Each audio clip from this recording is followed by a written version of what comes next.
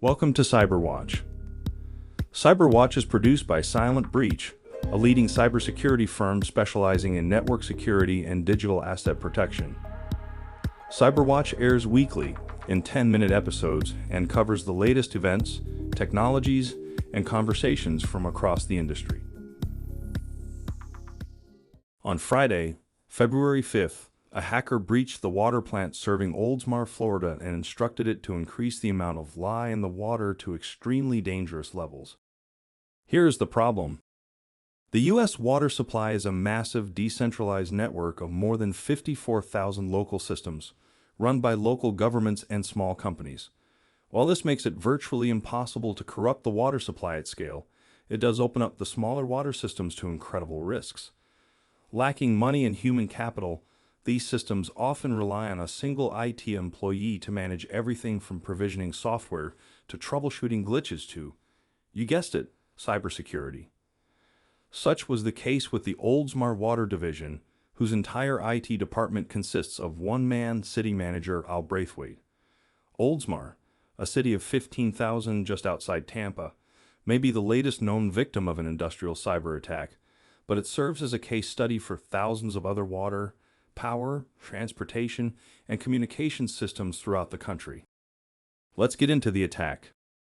The Oldsmar attack was frighteningly simple.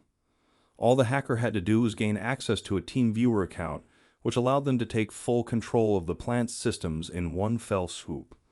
While it's unknown exactly how they were able to pull that off, some sort of social engineering attack was the probable route.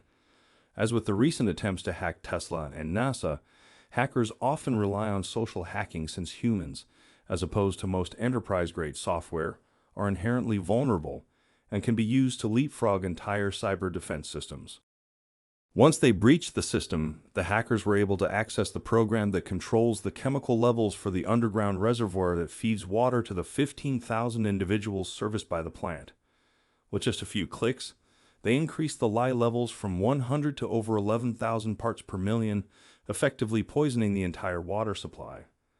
Fortunately, this change was quickly noticed by an operator, who reverted the change and then disabled remote system access. If left unnoticed, said Pinellas County Sheriff Bob Galtieri, the lye would have seeped into the water supply in 24 to 36 hours. And so, Oldsmar joins a growing list of industrial near-catastrophes that were averted simply by coincidence and sheer luck.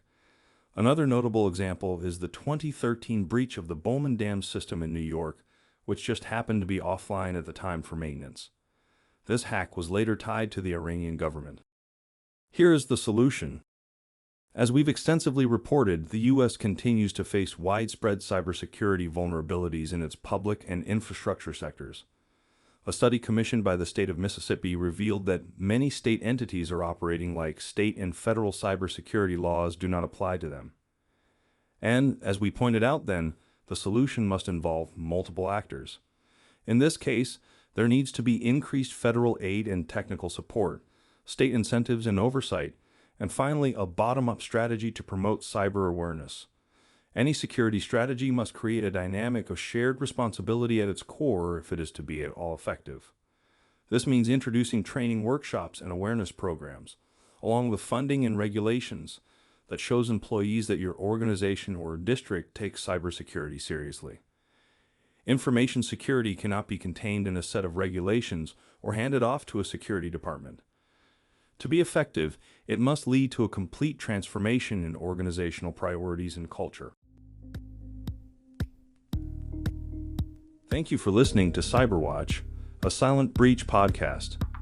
Stay tuned for weekly 10-minute episodes. To learn more about Silent Breach, visit silentbreach.com or follow us on all your favorite social media platforms.